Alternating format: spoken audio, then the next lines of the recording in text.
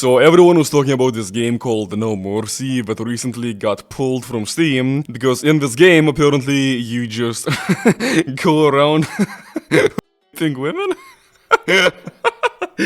I honestly don't know why I find this so funny. The studio behind No Mercy, a recently released 3D visual novel featuring non-consensual sex and incest, has announced that it plans to remove the game entirely from Steam after the game attracted controversy online. Valve pulled the game from the United Kingdom version of Steam after a government official slammed Valve for allowing No Mercy to be sold on the storefront. In the game, players discover that their mother has cheated on their dad, and they are then told to claim her for yourself.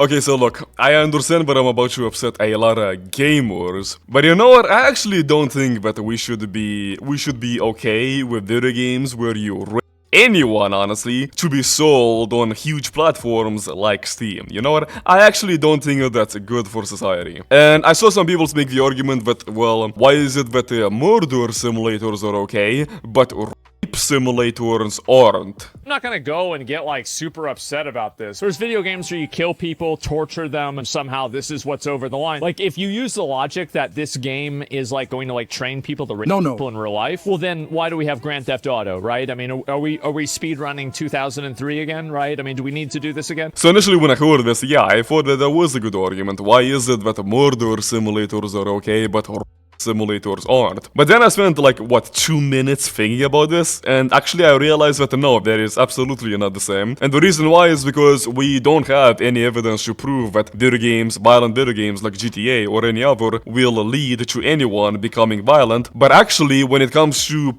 graphic sexual material, if you consume certain kinds, yes, there is a very real possibility that can shape your sexual preference. Yeah, actually. It's like, think about all the straight guys that are into futa. None of them were watching futa when they originally started consuming this kind of explicit material, but over the years of them consuming graphic content regularly, eventually that led to them developing this fetish. And you know what? I would actually argue that if you are one of these guys that watches futa and really likes futa, you can no longer call yourself straight. You are not a straight guy anymore. You are officially a member of the LGBT community. Congratulations, here's your AIDS medication.